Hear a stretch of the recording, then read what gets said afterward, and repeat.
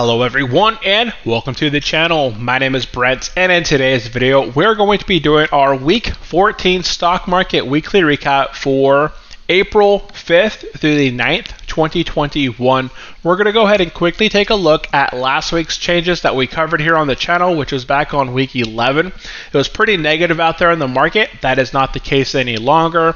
Then we're going to go ahead and jump over, taking a look at the four main indexes, taking a look at their performance for this past week, along with the performance of the last two the last two prior weeks prior to that, just because we haven't recorded in our weekly recaps in about 2 weeks or so.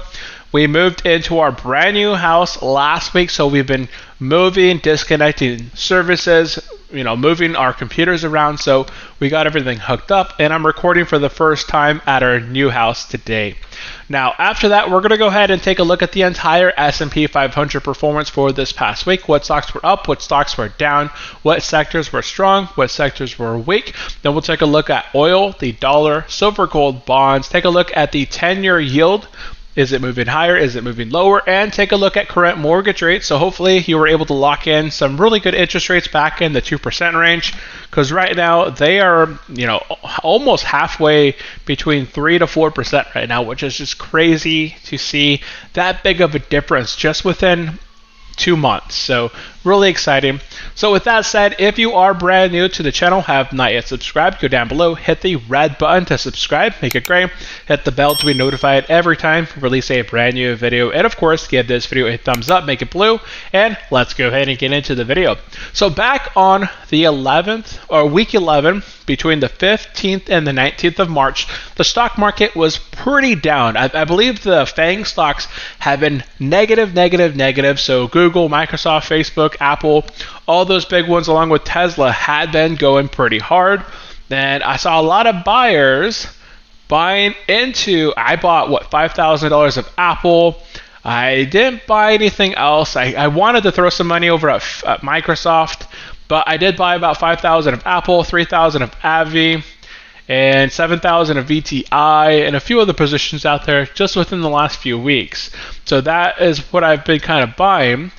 S&P 500 was down the last time that we had marked, down 0.77%. Dow was down 0.46%. The NASDAQ was down 0.79%, and the Russell 2000 was down 2.77%. Bitcoin had moved around 61,000. It was at 60,756 to 56,941. I'm not sure of the current price. I believe I'm going to go ahead and start tracking that on our weekly recaps, just because I know a lot of investors are investing in Bitcoin for the long term, speculating in Bitcoin. I am buying Bitcoin as well. I have only a few $1,000s of Bitcoin, but it makes up like a tiny fraction of the total portfolio, not even 1% there. Silver up 1.12, gold 1.11, and bonds were down by 0.25%.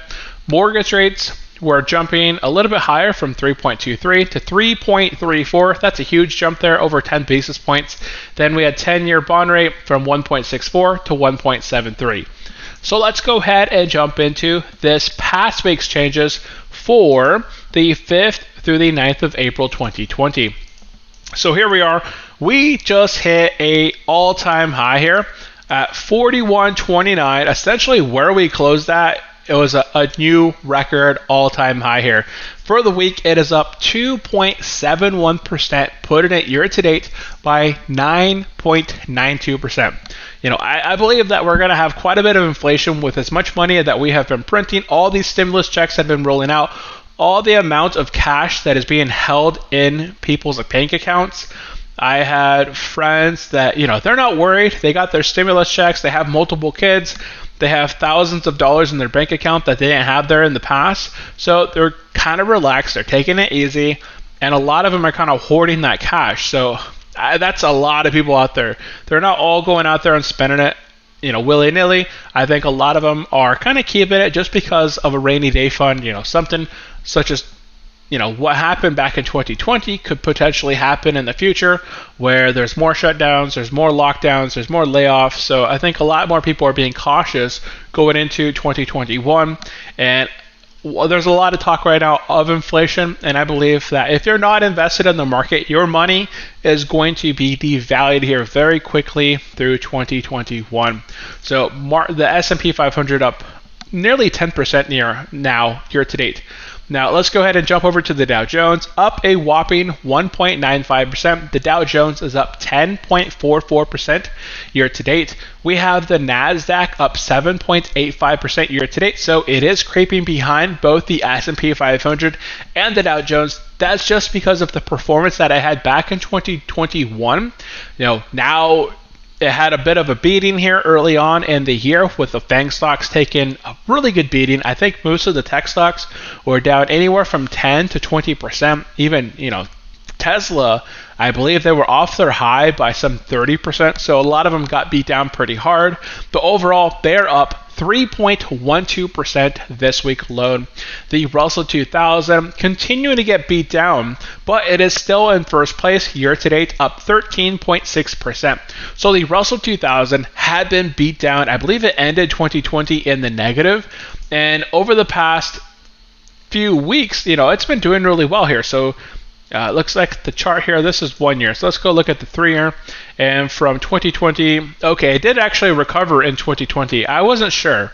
So the Russell 2000 did end the year positive here back in 2020 and shot up to some highs here beyond the other indexes, but has been kind of cooling it off, but still up year to date by quite a bit. So I want to go ahead and take a look at the past 1 month performance, just to kind of take a look at, actually, let's look at 3 months.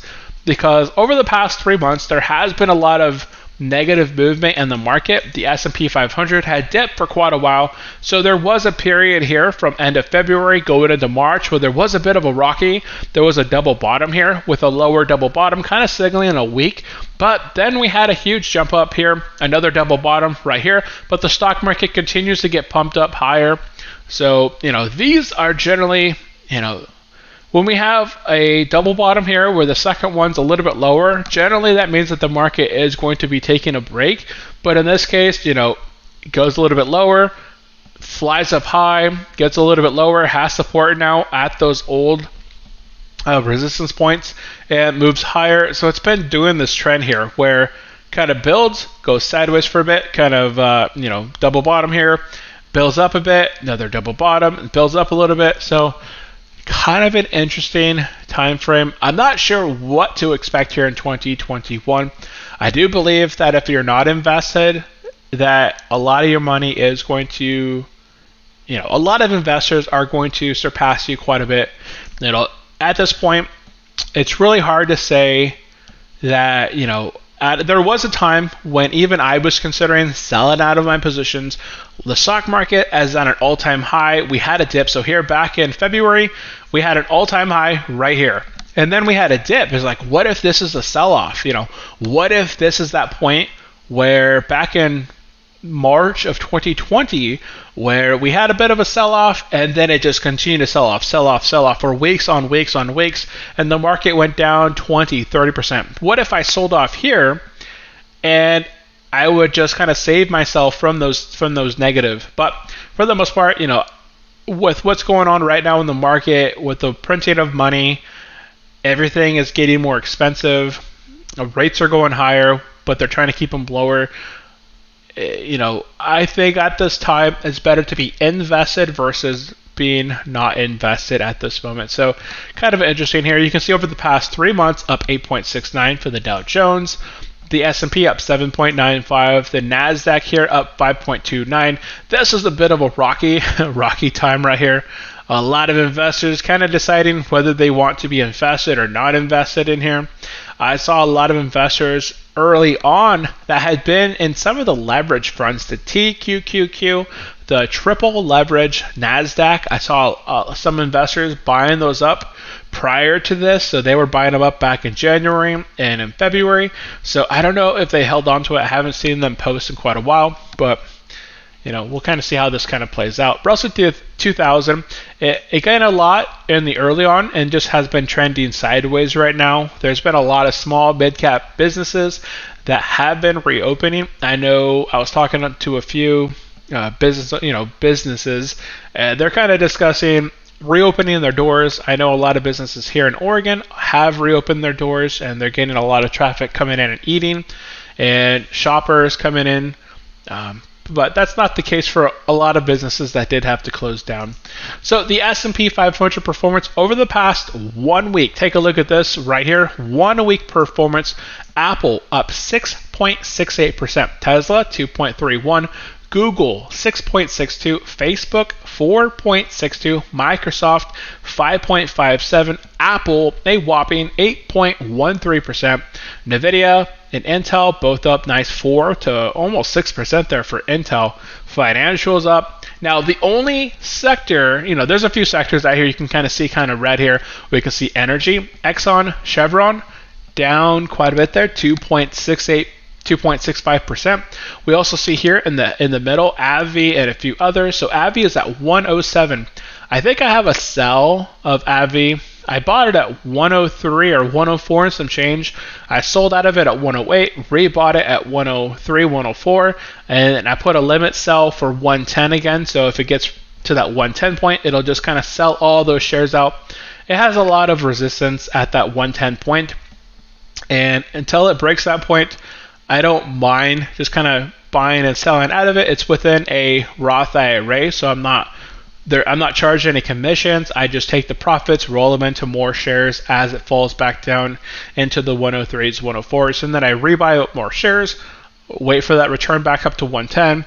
It only makes me a couple $100 per time, but over a month or two, where you're making a couple $100 every month, or a couple multiple hundreds in a month, it adds up. So healthcare there took a bit of a hit, energy took a bit of a hit, and telecommunications, so both Verizon and AT&T, down around 1.4%. I've seen a lot of talks discussing AT&T with Time Warner in their Wonder Woman, what's the other one? Godzilla versus King Kong. A lot of investors are believing that this media business that they have will really help AT&T, so they could potentially see AT&T double up within the next couple years. Maybe not within the next year, but say 5 years out. If you were to buy AT&T right now at $30, with where was Disney at? Disney did this exact same thing, right? So Disney, I believe it should be in this area too, or yeah, right there.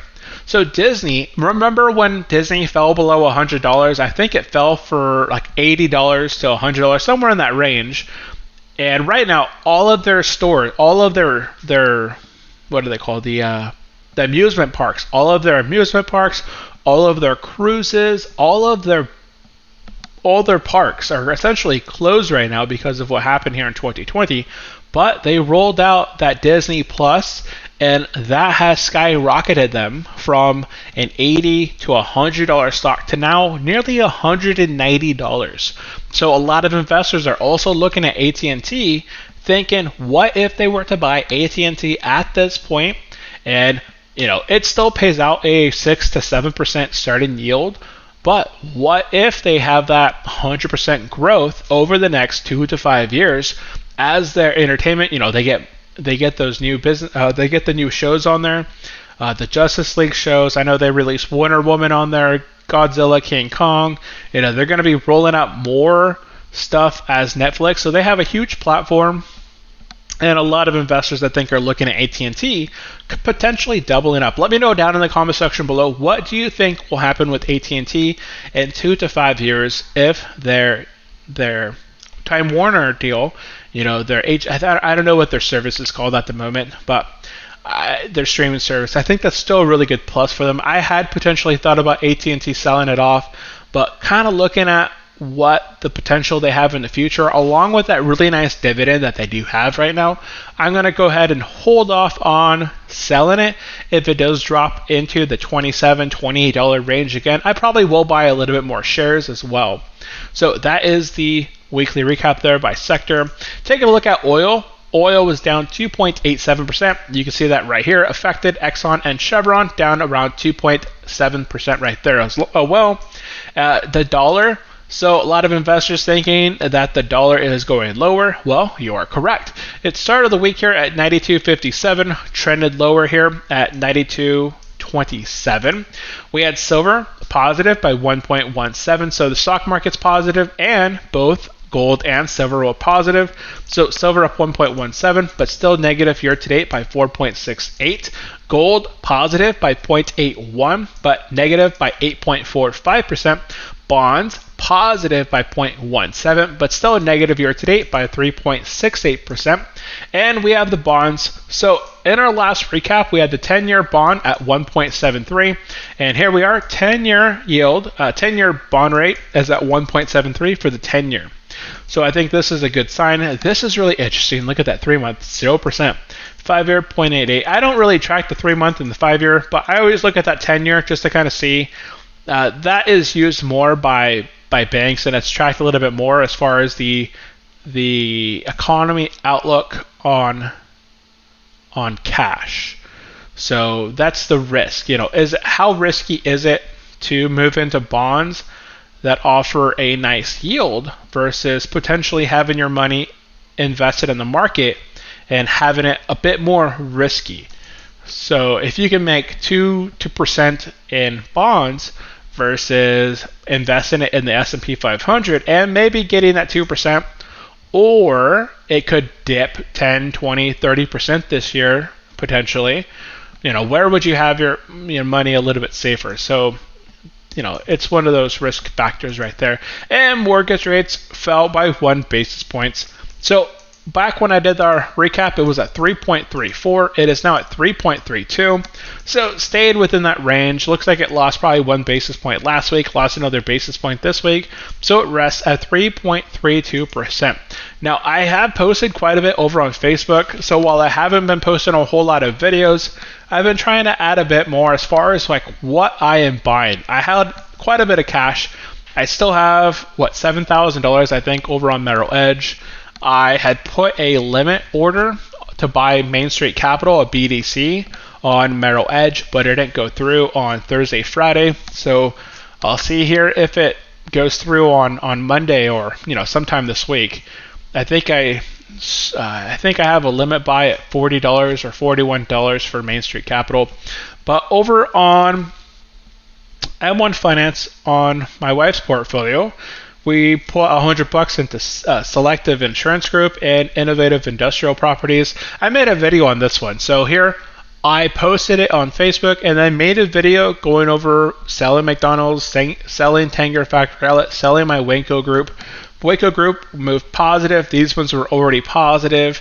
Then here I purchased VTI and another Roth IRA account that I had. I had cash sitting on the side. So this portfolio is up around 8 or 9% already from investing it back on it on the 26th of March. It's moved up 6 to 7% there as well. So any capital that I have sitting on the sidelines, I try to get it invested as quickly as I could, just because I do believe here in the short term, over the next 3 to 6 months, the market will move higher. It could get rocky towards, October, November, but there's nothing really in sight for that negativity or just rockiness in the market. Stocks to consider: Kimberly-Clark, Digital Realty Trust, Lockheed Martin, Consolidated Edison, and Pfizer. I made a video and I actually chose not to invest in Consolidated Edison or Pfizer, but I did buy all three: Kimberly-Clark, Digital Realty Income, and Lockheed Martin. And I thought this was a funny little meme here. I saw this a while back, so I posted it. So, how did you get so buff, dude? Every time I check my portfolio, I do one push-up. So, this guy, are you one of those guys that checks your portfolio constantly throughout the day? Generally, I check my portfolio on the weekends, or sometimes if I'm going to be posting it on Instagram, I'll check my portfolio, take a snapshot, and then post it over on Facebook or something like that.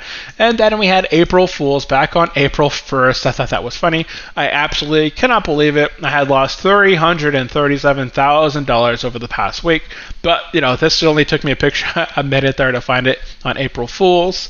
So that was pretty fun. Kimberly-Clark here. So I have a lot of friends who are poking at the idea of investing, and I own roughly $1,000 of Kimberly-Clark. So here, if you had purchased Kimberly-Clark back on April 2nd, it would have been roughly $136. That would net you 7.3 shares. The annual dividend for 2021 is $4.56 with a yield of 3.33%. So that gives you an annual income of $33.29 or quarterly income of $8.32. And then we had some more stock buys. So this is where I invested the remaining capital that I had in the account here. So I had $2,235 and some change. I bought Selective Insurance. I bought 13.48 shares of that one. That increased my dividends by $12.95. I bought some more Main Street Capital, about 15 shares of there. That increases my yearly income by $38.47. And I bought IIPR. That's the Innovative Industrial Properties. That's a real estate investment trust within the MJ area.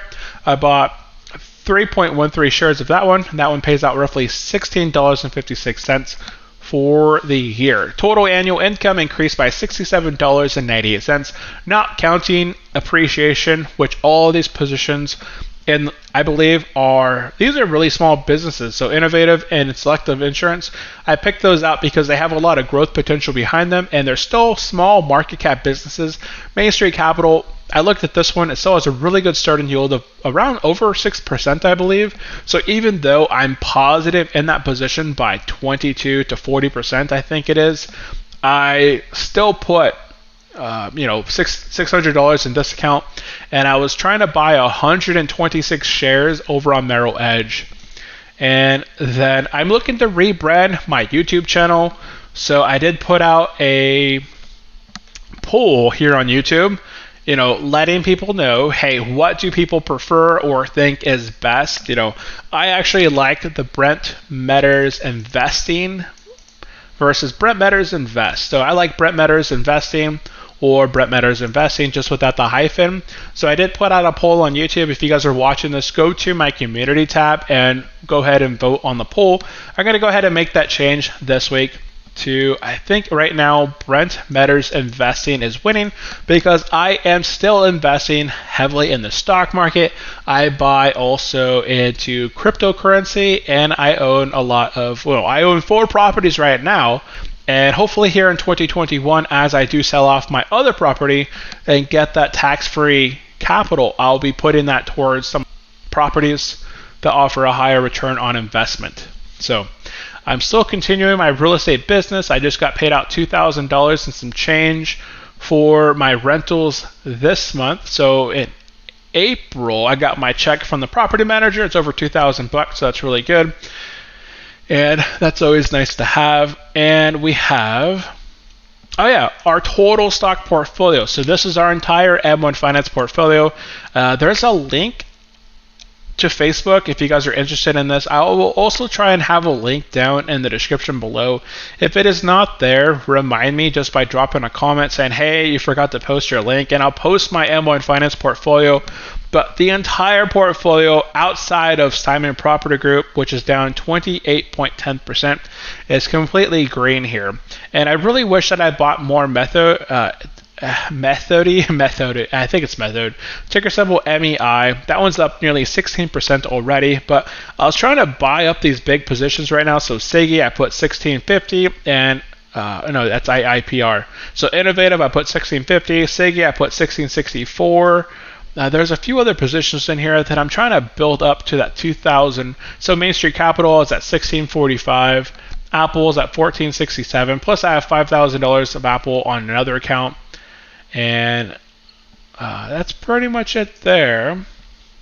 I think that's all we posted there. So that is everything that we recently posted over on Facebook over the past few weeks that I have been absent. I am going to continue to post more on my weekly recaps. I do have my new sort of office set up. Let me know down in the comment section below, has the sound quality been fine or is it a bit echoey? I'm going to go ahead and try and throw up some sound dampening stuff. I'm actually downstairs in an office now, which is really nice, while the rest of the living area is upstairs. So I'm going to try and keep my office kind of damped away from the rest of the house. So yeah, stay tuned for a small house tour. It's a small video. We didn't have anything really moved in at the time, but we're really excited just to have the kids have their own rooms, have a bigger yard, and all that fun stuff. So that is going to be it for this video. If you guys do enjoy the stock market, real estate, personal finance, entrepreneurship, subscribe to the channel, hit the red button below, make it gray, hit the bell to be notified every time I release a brand new video, and of course give this video a thumbs up, make it blue, and that is it. Thank you all for tuning in. I will see you guys in the next video. Have a great day. Bye.